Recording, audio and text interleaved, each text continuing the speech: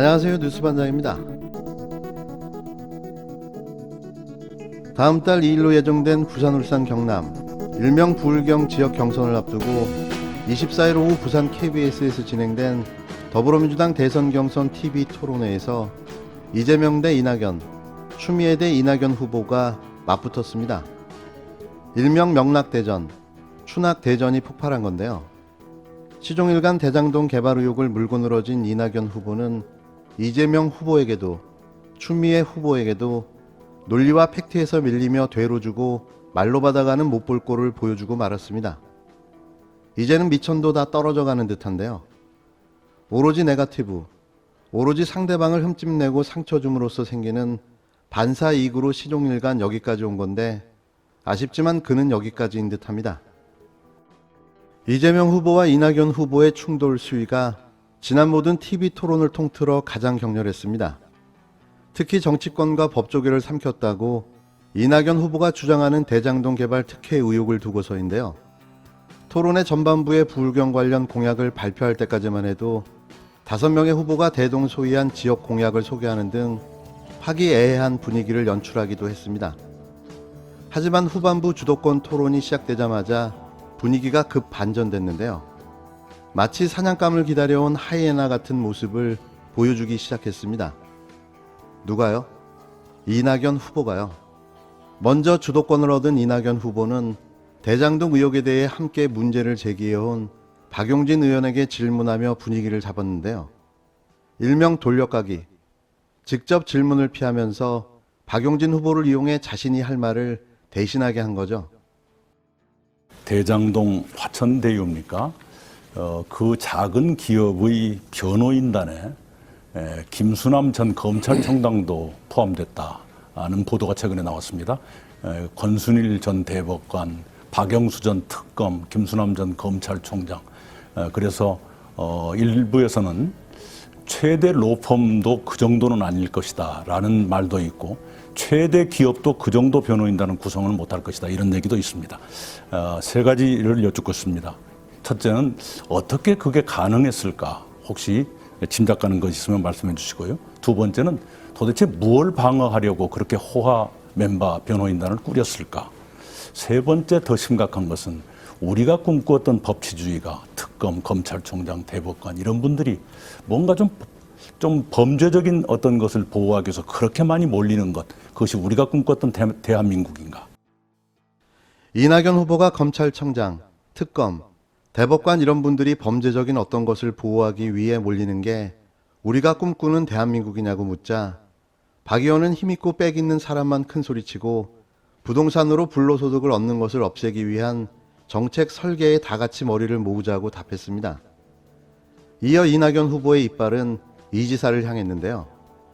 이낙연 후보는 대장동 문제가 우리 민주당의 정권 재창출에 짐이 되지 않기를 바란다며 그렇게 되기 위해 진실이 빨리 규명되어야 하고 이 지사가 수사를 자청했는데 어떤 생각을 갖고 있냐고 물었습니다. 이에 이 지사는 대장동 사건을 간추리면 내가 성남시장 때 민간의 개발 이익을 절반이라도 공공에 환수하려고 했고 국힘당과 투기 세력이 여기에 달려들어서 이익을 본 것이 핵심이라고 말했는데요. 그러면서 공방이 격화되기 시작했습니다.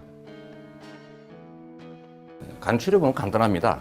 민간 투기 세력이 땅을 사모았고 LH가 공공개발하는 것 국민의힘이 달려들어서 못하게 막았고 제가 다시 시장 돼서 공공개발하려니까 다시 국민의힘이 시의회 동원해서 막았고 제가 또 민간 자본자도 끌어들여서 절반이라도 어쨌든 개발이익 환수하려고 하니까 시의회가 또 그것조차도 막으려고 했고 그러나 민간에 저희가 기회를 줘서 그중에서 제일 이익 많이 안전하게 주는 곳을 선정했습니다. 여기서 이익 본 거는 토건 세력이고 여기에 유착해서 이익 보는 사람도 국민의힘이죠. 우리 이재명 후보께서는 그동안에 여러 해 동안 모범적 공영개발이다. 단군 이래 최대의 이익 환수다. 이런 말씀을 하셨는데요. 지난번 며칠 전 토론회 때는 국민의힘 게이트다. 말하자면 토건 비리라고 성격 규정을 하셨어요. 저도 그런 측면이 있다고 생각합니다. 그런데 언제 토건 비리라는 걸 아셨습니까? 라고 여쭈었더니 KBS 9월 17일 보도를 보고 그렇게 아셨다고 답변을 했어요. 그렇다면 수년 동안 그걸 모르셨다는 얘기일 텐데 어떻게 모를 수가 있었을까?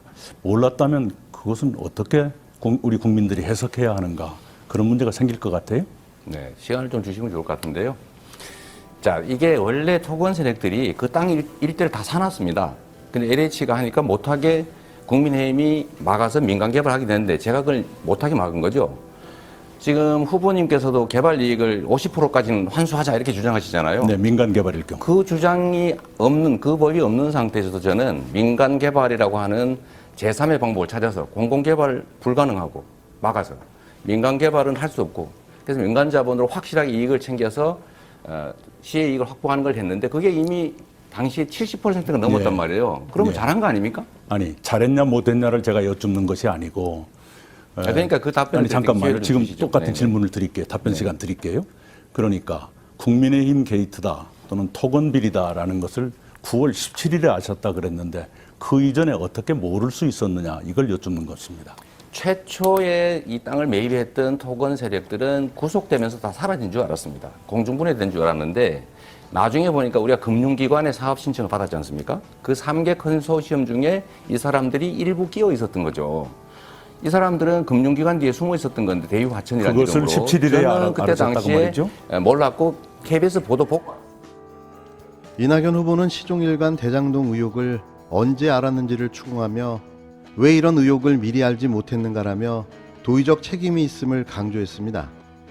이는 이재명 후보가 대장동 의혹과는 아무런 관계가 없는 것으로 드러나며 공격의 포인트를 바꾼 것으로 보여지는데요. 당시 책임자인 너도 책임이 있다는 거죠. 반대로 주도권을 얻은 이재명 후보는 이낙연 후보에게 1억 원짜리 회사가 500억 원을 조달해서 투자해 250억 원을 남기면 수익률이 50%인지 아니면 250배인지를 답해보라고 퀴즈를 냈는데요. 이낙연 후보는 마치 시험 보는 듯한 질문을 하는 것이 이상하다며 답을 하지 않았습니다. 후보님께 간단하게 하나만 여쭤보겠습니다. 제가 전에 물어봤는데 답을 안 하시더라고요. 1억 원짜리 회사가 500억을 조달해서 투자한 다음에 250억을 남기면 이 50%입니까? 250배입니까? 예, 그런 질문에 대해서 제가 마치 시험 보듯이 하는 것은 좀 이상하고요. 아니 11만 배라고 네. 주장하셨잖아요. 아니 우리가 이 대장동에서 벌어진 그 과도한 이익에 대한 국민들의 상실감은 분명히 있는 것이고요.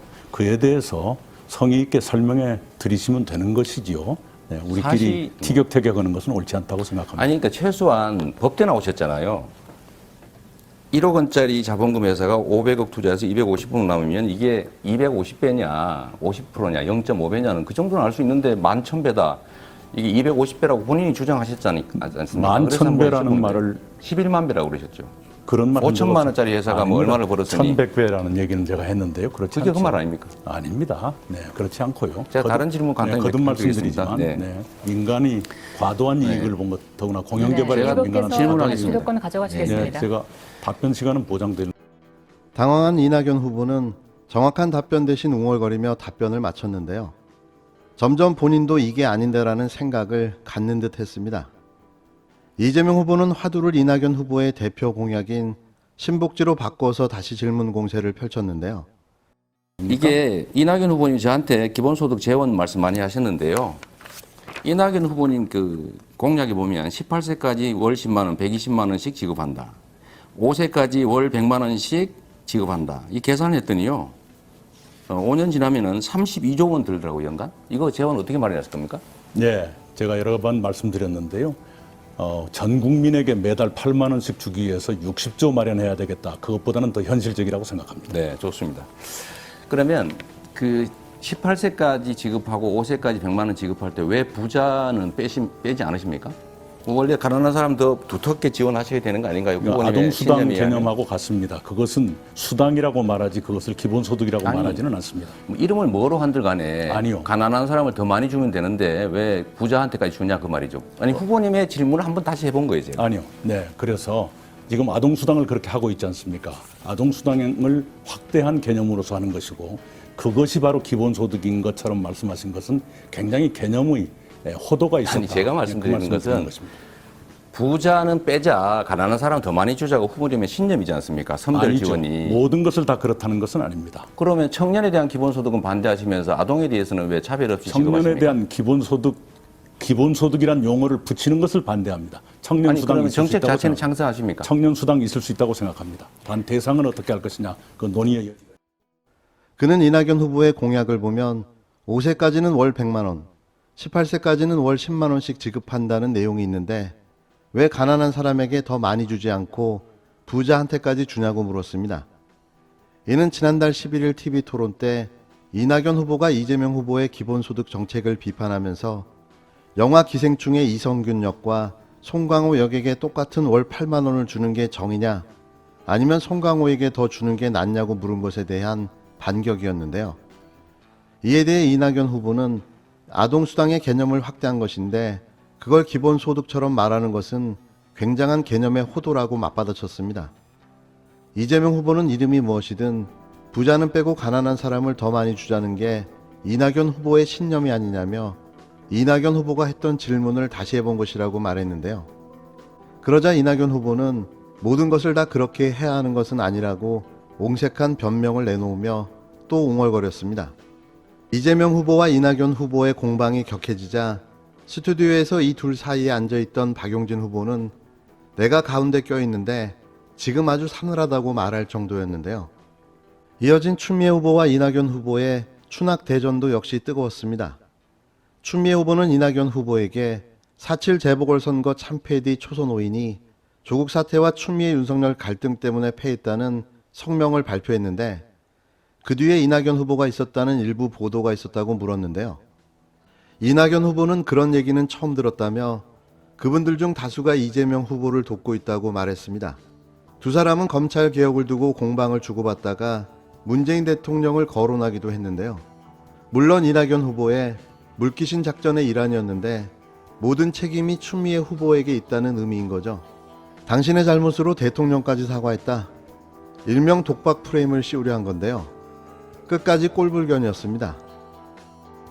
지난 4월에 우리는 서울시장, 부산시장 보궐선거에 참패했는데요. 그 당시 상임선대위원장 후보셨습니다. 초선 5인이 나와서 후보는 안 계시고 자가격리 들어갔어요. 그때 조국 장관과 추윤 갈등 때문에 패배했다. 성명서를 초선 5인이 발표했습니다. 그 뒤에는 이낙연 후보가 있었다라는 그런 일부 보도도 있었지만 저는 뭐 그렇게까지 하셨을까 생각지는 않는데요. 초선들의 성명서 내용에 동의하십니까? 부분적으로 동의하기 어려운 것이 있었고요. 그 배후에 제가 있었다는 것은 그때 처음 들었습니다. 그리고 그분들 중에 다수가 아마 이재명 후보를 돕고 계실 어떤 것이 겁니다. 부분적인지 좀 모르겠으나 전혀 그렇지 윤석열 않습니다. 총장이 지금 대권 도전을 하고 있고요. 또 사실상 검찰 쿠데타가 진행되고 있다는 거 드러나고 있지 않습니까? 바로 이 청부 고발 사건 같은 거 보면은 이걸 보면서 일말의 책임을 느끼시지는 않습니까? 아니 그 5분의 그것하고 저는 전혀 처음 들었고요. 그리고 거듭 말씀드리지만 그중에 대다수는 이재명 후보를 돕고 계십니다. 검찰 개혁은 당정청 간에 긴밀하게 소통하면서 했었고 그 소통의 일부 당사자가 추미애 장관이셨습니다. 예, 그리고 당정청의 멤버가 저는 아닙니다. 다시 분명하게 말씀드리지만 중요할 때마다 네. 상의를 드렸고요. 그다음에 또 하나 상의를 받은 바가 없고요. 개혁의 문 앞에서 오히려 제 답변의 시간을 주십시오. 해임 건의를 30초는 하시는 보장하게 거죠. 돼 있습니다.